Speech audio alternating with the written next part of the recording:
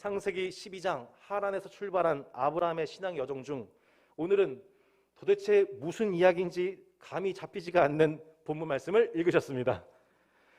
본문을 이해하기 위해서 필히 참고해야 할 지도 오늘 주보 뒷면에 실어 놓았습니다.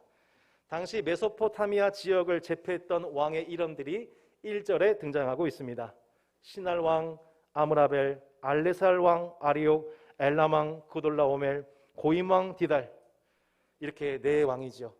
이 중에서도 으뜸이 엘람 왕 그돌라오멜인데 이들의 동맹을 쉽게 엘람 동맹이라고 합니다. 여러분 뭐라고요? 엘람 동맹.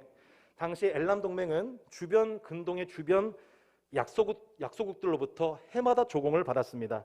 본문 2절에 등장하는 5나라가 등장하지요. 소돔 왕, 고모라 왕, 아드마 왕, 스보임 왕, 소아 왕, 이렇게 5나라입니다. 지도를 보실까요? 지도를 보시면 사해가 중간에 등장하지요. 그 사해 바로 아래 5 지명이 등장합니다. 소돔, 고모라, 벨라, 아드마, 스보임. 이것을 우리가 뭐라고 하냐면 사해 동맹이라고 우리가 명명하면 좋겠습니다. 자, 그렇게 12년 동안 이 사해 동맹은 엘람 동맹 네 국가에게 해마다 조공을 바치고 있었던 것이죠. 12년 동안. 그러다가 13년째 반란을 일으켰습니다. 당시 엘람 동맹에게 반감을 품고 있던 나라는 이 5나라 외에도 많았던 것 같아요. 그래서 지도에서 보시듯 이 엘람 동맹은 메소포타미아 전 지역을 북쪽에서부터 남쪽으로 한 번, 또 다시 남쪽에서 북쪽으로 상향하면서 한 번 크게 순회하면서 당시 약소국들을 제압하기 시작합니다. 지도 오른편 맨 왼편 다메섹에서부터 맨 하단의 나라에까지 훑고 이제 마침내 지도의 한가운데, 자, 어떤 표시가 되어 있나요? 시딤 골짜기 발견하셨나요? 네, 시딤 골짜기. 이 골짜기에서 이렇게 엘람 동맹 4국가와 사해 동맹 5국가가 맞닥뜨리게 된 전쟁을 얘기하고 있는 것입니다. 이해되셨죠? 어렵지 않죠? 여러분, 시딤 골짜기에는 이렇게 역청 구덩이가 많은 곳이었습니다. 천연 아스팔트 구덩이에요. 한 번 그곳에 빠지면 접착제처럼 붙어서 빠져나올 수가 없습니다. 이 5 사해 동맹이 엘람 4국가와 더불어서 이 장소를 전쟁 장소로 택한 이유가 있었던 것이죠. 여기에서 골탕 먹이기 위해서. 근데 결과적으로는 싸움이 어떻게 되었나요? 오히려 전쟁을 벌였던 주도했던 국가 중에 소돔 왕과 고모라 왕이 그 바로 이 골짜기에 빠지고 말게 됩니다. 그 이후의 결과가 무엇입니까? 11절 12절 말씀을 한번 읽어보시기를 바랍니다. 11절 12절 읽어보겠습니다. 시작. 내 왕이 소돔과 고모라의 모든 재물과 양식을 빼앗아가고 소돔에 거주하는 아브라함의 조카 롯도 사로잡고 그 재물까지 노략하여 갔더라. 아멘.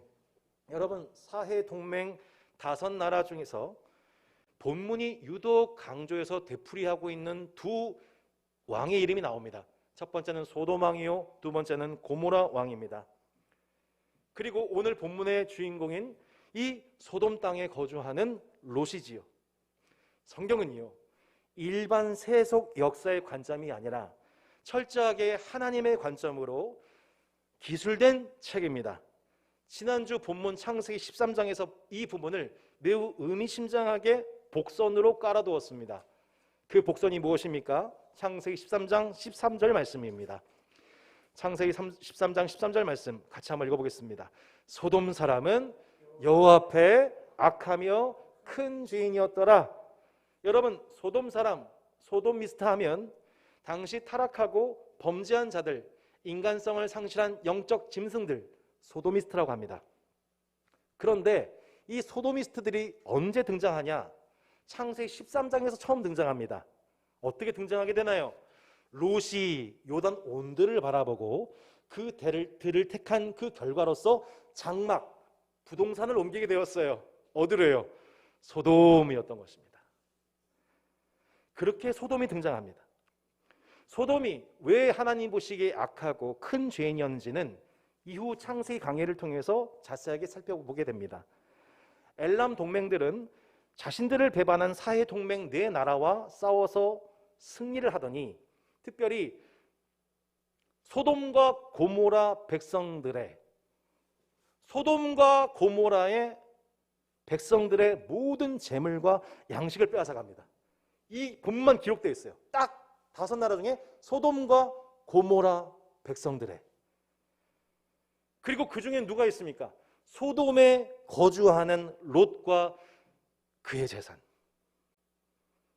롯과 그의 가족과 친척과 재물까지 다 빼앗기게 되었습니다. 이 소식이 누구한테 들어오게 된 거예요? 아브라함에게 들어오게 됩니다. 이때 아브라함은 자신의 집에서 기른 318명의 군사들을 동원해서 지도의 최북단 단에게까지 쫓아가 당시 전승 국가였던 엘람 동맹국들을 물리치고 롯과 그의 모든 소유를 다 회복시킵니다. 이것이 오늘 본문이에요. 자, 그렇다면 이 본문을 통하여서 성경 기자인 모세를 통해 하나님께서 우리에게 주시는 메시지가 무엇일까? 오늘 저는 그 2가지를 말씀드리고자 합니다. 첫 번째, 하나님은 택하신 성도들을 세상 한복판 속에서도 보호하여 주십니다. 세속 역사는 오늘 기록을 엘람 동맹 4국가와 사해 동맹 5국가의 전쟁으로 봅니다. 하지만 성경의 관점으로 보면 소돔과 고모라를 향한 하나님의 징계였습니다. 악한 소돔 왕을 다루시는 하나님의 손길이 이 전쟁의 목적 중에 배경 중에 있습니다. 소돔은 여호와 앞에 악하고 큰 죄인들입니다. 그 나라의 왕 베라가 있습니다. 여러분, 이 베라의 악함과 오판으로 인해서 얼마나 많은 국민들이 피해를 입게 되었는지 모릅니다. 정작 왕은 자기 꾀에 빠져서 시딤 골짜기에 역청에 빠지게 되고 롯을 비롯한 소돔 백성들은 노략질을 당하게 됩니다. 결국 이 과정은 악한 나라 소돔과 베라에 관한 하나님의 징계가 있었다는 것을 해석할 수 있습니다. 왜 그럴까요? 이후 기록을 보면 소돔 이야기가 계속 반복이 됩니다. 아브라함이 타락한 도시 소돔과 고모라를 위해서 기도하지요. 심판을 앞두고 하나님이 천사들 이 도시에 급하게 보내시죠. 하지만 이들은 그들을 돌이키기 원하시는 하나님의 반복적인 사인에도 불구하고 그들의 악함을 회개하지를 않습니다. 롯과 천사들의 말을 우습게 여깁니다. 심지어는 롯의 사위들까지 무시했죠. 그렇게 한 국가와 가문의 일부가 순식간에 멸망을 당합니다. 이러한 심판이 오기 전에 그들의 악함과 죄악스러움에 대해서 하나님은 주목하셨고, 하나님은 이 열왕의 전쟁 속에서 특별히 소돔 왕 베라의 패배와 이들의 회개를 바라셨던 것입니다. 그렇게 이 소돔이라고 하는 세속 국가를 다루시는 하나님의 비상한 손길 속에서 롯이라는 한 성도를 다루고 계시는 하나님의 비상섭리가 나타납니다. 세속 역사가 그냥 흘러가는 것 같아 보이는, 그냥 세속 역사가 흘러가고 있는 것 같구나 싶은 그 세속 역사 한복판에서 하나님은 하나님의 비상하고 특별한 은총으로 롯과 그 가정을 지켜 보호하여 주셨습니다. 어떻게 보호하셨습니까? 창세기 14장 16절 말씀에 이렇게 증거합니다. 모든 빼앗겼던 재물과 자기의 조카 롯과 그의 재물과 또 부녀와 친척을 다 찾아왔더라. 아멘. 창세기 13장에서부터 맥락에서부터 보면 롯은 자신의 욕심으로 소돔 땅을 선택했다가 결국 그 선택의 결과 그 땅의 악인들과 더불어서 하나님께 심판받는 것처럼 보여집니다. 주로 우리도 창세기 13장, 14장 큐티를 하고 설교를 할 때 그런 식으로 롯을 자주 때려요. 하지만 제가 이번 주 내내 이 본문을 보면서 정작 본문에서 나타나고 있는 것은 롯을 향한 하나님의 징계이기 전에 이 위기에 처한 롯을 돌보아 주시는 하나님의 사랑, 이것이 발견되더라고요. 이 위급한 데 처한 롯을 하나님이 아브라함과 그의 군사 318명을 통하여서 긴급하게 구원하시는 특별 은총으로 하나님은 롯과 그 가정 가운데에 역사하여 주셨다는 것입니다. 성도 여러분 믿으십니까? 이것을 뭐라고 그래요? 특별 은총이라고 합니다. 특별 은총. 성도 여러분, 하나님께서 우리에게 주신 은혜가 무엇이냐면 예수 그리스도 안에서 저와 여러분은 특별한 은총을 받은 자들입니다. 소돔 땅에 지니고 있던 경제적 부요함, 환경적 풍요로움, 국가정책, 여러분 이것이 결국 롯과 그 가정을 지켜줄 수 있었나요? 그렇지 못했습니다. 겉으로 봤을 땐 여호와의 동산 같았어요. 애굽 땅과 같아 보였어요. 그러나 그 롯의 선택은 롯 그 자신에게 상처가 되고 롯의 가족들에게 고통이 되고 자신의 기존에 가지고 있던 재산조차도 다 빼앗기는 결과가 되었습니다. 자신과 세상과 환경을 의지했다가 더 많은 것을 얻기는커녕 기존에 가지고 있던 것들조차 다 잊어버리게 되었어요. 세속 국가를 징계하시는 하나님의 역사 속에서 롯과 그 가정 또한 그 소용돌이 속에 빨려 들어가는 것처럼 보였습니다. 그런데 이러한 절망적이고 위급한 상황 속에서 하나님은 롯과 그 가정에 특별 은총을 베풀어 주셨습니다. 어떻게 해요? 아브라함을 통해 롯과 그의 가정을 지켜주시고 그의 모든 소유를 원상복귀시키셨습니다. 이러한 하나님의 특별 은총이 세속 한복판 가운데서 성도와 그 가정을 돌보시는 하나님의 특별 은총이 어디까지 이어졌습니까? 창세기 19장 유황불 심판이 내릴 때에 하나님이 롯을 기억하사 하나님께서 그들을 그 위경에서 건져내어 주시지 않았습니까? 소돔에서 살아갈 운명을 선택한 것은 롯이었어요. 하지만 소돔의 최종 운명을 당하지 않도록 하나님은 특별한 은총으로서 롯과 그 가족을 선대하여 주셨습니다. 할렐루야. 이것이 오늘 창세기 14장의 복음인 것입니다. 성도 여러분, 우리가 세상 사람들과 비교해서 봤었을 때 저는 제 자신 볼 때마다 그런 생각 참 하는데요. 세상 사람들보다 내가 어떤 특별한 구원받을 만한 조건과 자격이 있어서 구원받았습니까? 여러분 어떻게 생각하세요? 저는 아닌 것 같아요. 전 정말 제 볼수록 아닌 것 같아요. 굳이 내가 아닌 뭐. 여러분 롯이 소돔에 살아가는 시민들에 비해서 지금 당장 그가 특별히 도덕적이어서 하나님께서 그를 구원하셨습니까? 아닙니다. 롯과 그의 가족이 구원받은 이유는 딱 하나예요. 하나님이 그들에게 베푸신 은혜가 특별 은총의 언약이었기 때문입니다. 하나님은 공평하셔서 세상을 살아가는 모든 사람들에게 일반적인 은총을 다 내려주세요. 마실 물, 먹을 음식, 함께 살아갈 가족, 환경, 민족, 국가, 이 모든 걸 일반 은총이라고 하죠. 그런데 그러한 일반 은총을 넘어서 하나님께서 특별한 은총으로 보호하시고 섭리하시는 대상이 있다는 거예요. 그게 뭐냐면 예수 그리스도의 보배로운 피로 언약을 맺은 하나님의 백성들. 여러분 저와 여러분이 그러한 특별한 은총 보호 대상에 나는 것입니다. 여기서 아멘이 크게 나오면 설교를 짧게 하려고 했는데 좀 더 설득해 보도록 하겠습니다. 이미 늦었습니다, 여러분. 여러분 이후에 롯의 삶이 어떻게 흘러갑니까?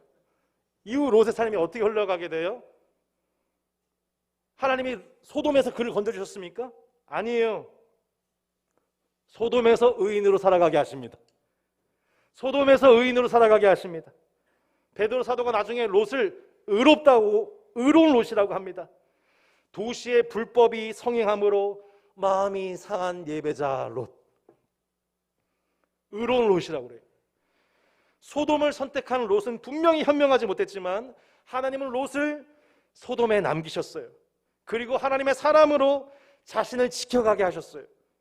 결국 롯은 소돔화되지 않습니다. 소돔과 함께 심판당하지 않습니다. 소돔의 이웃들에게 의를 행합니다. 천사들을 환대합니다. 그러다가 고난을 당합니다. 성도 여러분, 그리스도인의 삶의 전형이 바로 이와 같다는 거예요. 성도라고 해서 우리에게 닥쳐오는 고난을 피할 수 없어요. 성도도 코로나 걸려요. 앞으로 전염병과 지구온난화, 기후난민 문제, 전쟁의 위기, 성도요, 이 땅을 어떻게 살아갈 수 있을까요? 대한민국을 살아가는 시민으로서 우리는 동서남북 늘 열왕들 틈에 끼어 있었습니다. 지금은 또 남과 북이 대립하는 지정학적인 문제를 피할 길이 없습니다. 하지만 이 모든 세속 역사의 문제와 고난들 속에서 하나님은 택하신 주의 백성들을 위해 지금도 쉬지 않고 열일하고 계십니다. 특별 은총으로 여러분을 보살피고 계십니다. 할렐루야! 이것이 저와 여러분이 이 땅에서 그리스도 예수 안에서 경험하는 특별한 은총이라는 거예요. 여러분, 지난날 소돔을 선택한 일 때문에 롯이 하나님 앞에 얼마나 부끄러웠을까요? 덩달아 고생하는 가족들에게 얼마나 미안했을까요? 무엇보다 자신에게 찾아와서 구원해준 삼촌 아브라함한테 얼마나 민망했을까요? 여러분, 그런데요, 하나님의 은혜는 제가 이 본문에서 제가 발견하는 것은 그거예요. 그런데 그러한 수치스러움, 그런 민망함, 미안함, 그 모든 것들을 하나님의 은혜가 덮어주시는 거예요. 하나님의 은혜가 그 모든 것을 덮어주시는 거예요. 성도 여러분, 여러분 성도로 살면서 우리 속에 그 수치심과 그 부끄러움과 민망함과 미안함과 있지요. 왜 없겠어요? 근데 여러분, 하나님의 은혜는 그 모든 것을 덮어주시는 것입니다. 그게 하나님과 우리의 차이예요. 언약 백성으로서 여전히 끝까지 롯을 선대하고 계시는 거예요. 롯이 실수했지만, 잠깐 육신을 의지했지만, 여러분, 이렇게 우리를 선대하시는 주님의 사랑이 저와 여러분을 향하여서 지금도 앞으로도 영원토록 변함이 없을 것을 여러분 믿고 감사하고 감격하고 찬미하는 예배자 되시기를 축복합니다. 두 번째, 하나님은 위기에 처한 형제들을 구원하게 하십니다. 하나님은요, 위기에 처한 형제들을 구원하게 하십니다. 이것이 두 번째 복음입니다. 여러분, 입장을 바꿔 한번 생각해 보세요. 아브라함 편에서 한번 생각해 보세요. 이건 배신이에요, 배신. 메소포타미아, 하란, 가나안 입성하는 그 모든 과정 속에서 동고동락했던 자신의 조카 롯. 롯이 어느 순간 자기를 버렸습니다.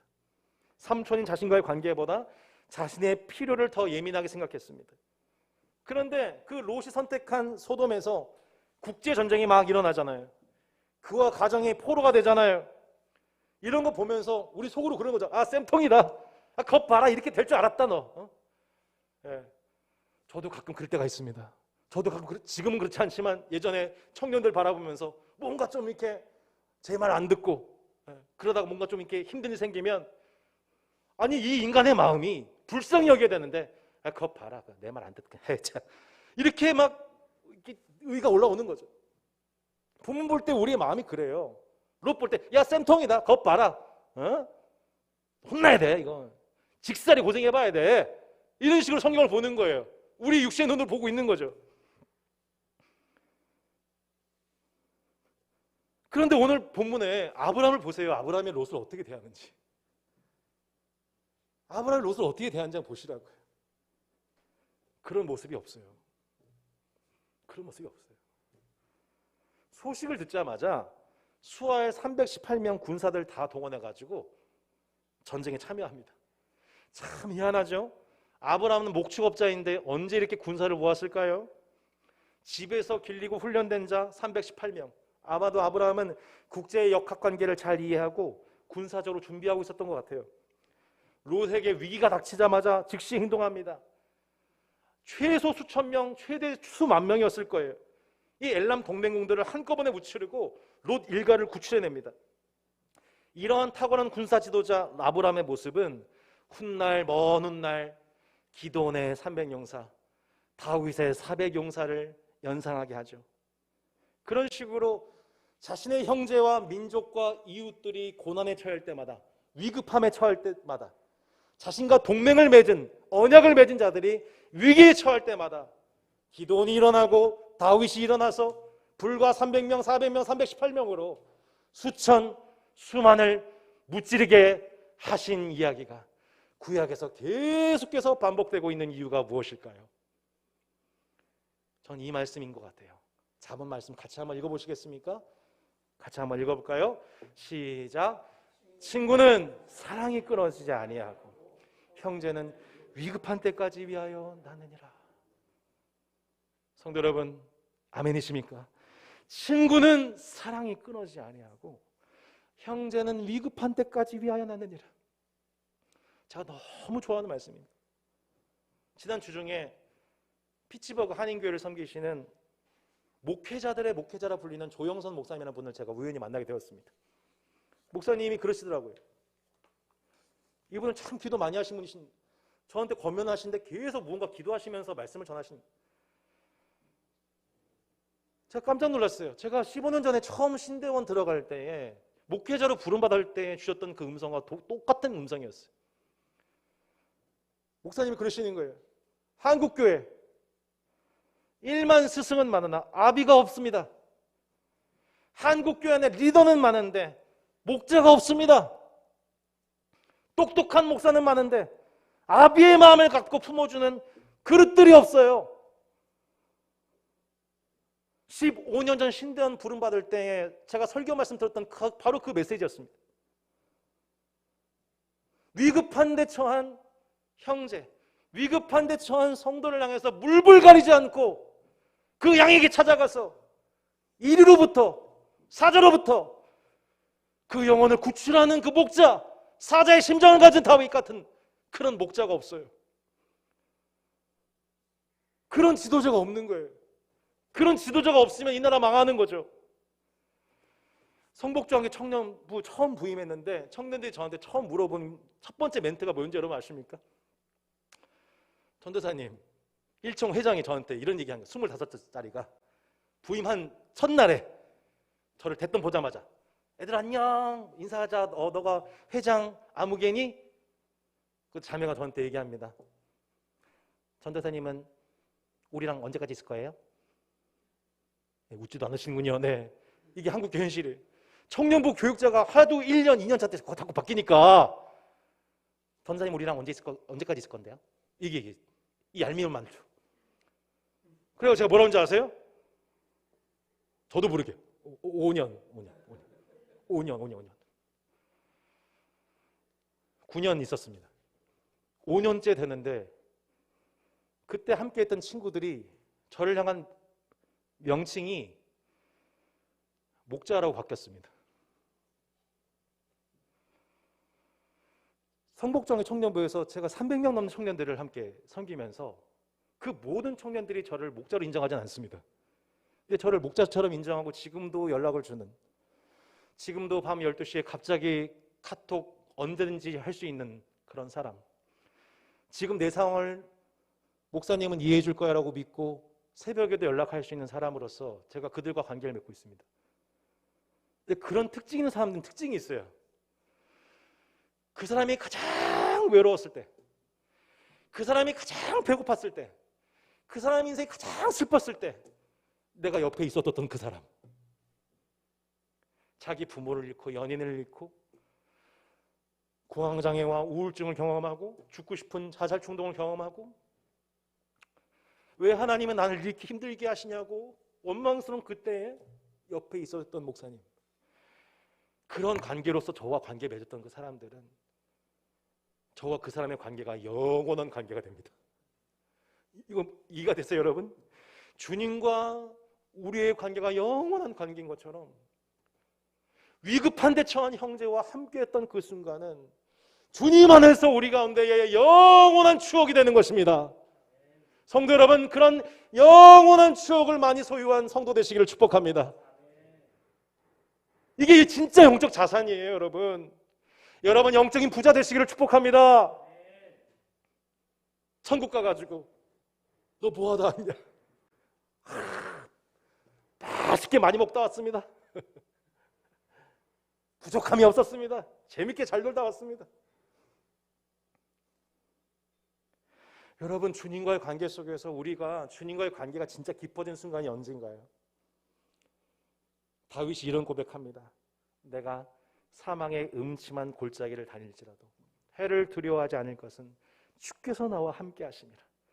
주의 지팡이와 막대기가 나를 안위하시나이다. 성도 여러분, 끊을래야 끊어지지 않는 사랑으로 남들은 다 버려도 위급한 데 처한 형제인 나를 끝까지 형제로서 존대하시고 끊어지지 않는 사랑으로 그 언약을 지키시는 신실하신 분, 그분이 바로 여러분의 주인이시고 왕이신 예수 그리스도이십니다. 한 성도님이 이런 나눔을 주중해 주셨어요. 목사님, 제가 오래된 친구가 있는데 이 가정에 얼마 전에 아픔을 당했습니다. 부부간의 관계가 깨어졌습니다. 자녀까지 몸에 아픔이 있습니다. 아르바이트 하면서 연명하고 있습니다. 이 친구에게 집에 있는 반찬과 음식, 선물 받았던 기프티콘, 성경책 다 싸그리 다 주고 왔어요. 목사님, 제가 앞으로도 제가 이 친구 좀 도울 수 있도록 하나님이 좀 덜 도와주시면 좋겠어요. 이 기도 제목 부탁에 제 마음 울렸어요. 하나님, 제가 이웃을 도울 수 있도록 나를 좀 도와주세요. 하나님, 위급한 데 처한 형제 자매들 너무너무 많은데 주변에 힘든 사람 너무너무 많은데 이들을 잘 도와줄 수 있도록 제발 좀 저를 좀 도와주세요. 위급한 데 처한 형제를 보자마자 마치 기다렸다는 듯이 자신의 준비되었던 내가 할 수 있는 모든 것 다 쏟아부어서 그 형제를 구원하려고 하는 그 모습. 야, 사람이 진짜 아름다운 모습이구나. 이게 성도가 가장 성도다운 순간이구나. 여러분, 인간이 가장 하나님의 형상을 닮은 그 모습, 성도가 가장 성도된 그 모습은 끊어지지 않는 하나님의 사랑을, 그 언약적 사랑을 실천하고 위급한 데 처한 형제를 자신이 가지고 있는 모든 것을 동원하여서 그를 살리는 사람, 그것이 참 하나님의 형상인 줄로 믿습니다. 그것이 여러분한테 이루어지기 원하시는 하나님의 형상인 줄로 믿습니다. 바로 그 위급한 데 처한 롯과 그 가족을 향하여서 아브라함이 자신의 기르고 훈련한 318명의 군사를 모아 바로 직행하여 그를 구원하지 않습니까? 마찬가지로 여러분, 하나님께서 여러분의 인생 가운데에 여러분에게 축적하게 하신 그 모든 것들은, 그 은사와 재능과 시간과 열정과 그 모든 것들은 이 위급한 데에 처한 롯을 구원하라고 하나님 예비해 주신 비밀 병기와도 같음을 믿습니다. 따스한 교회 개척 후에 하나님의 은혜로운 손길을 전 너무 많이 경험했습니다. 첫 번째는 미자립 교회로서 외부의 교회와 후원자들의 도움을 받는 일입니다. 저는 이 따스한 교회 예배당 곳곳에 있는 후원자들의 여러 손길들 하나하나 볼 때에 눈물이 맺힙니다. 두 번째는 복음을 위해서 따스한 헌금 문화를 만들어 온 일입니다. 제가 2020년도에 긴급 구제 제도를 만들었습니다. 저희도 후원받는 교회였지만 적어도 우리 교우 중에서 힘든 일이 있는 성도들에게는 언제든지 긴급 구제할 수 있는, 지원서를 쓸 수 있는 것을 만들어야겠다. 이걸 매해마다 시행하고 있습니다. 큰 금액은 아니지만 이것이 전달될 때 우리가 뭘 경험하게 되냐요? 우리가 주님 안에서 한 가족이구나. 우리가 형제구나.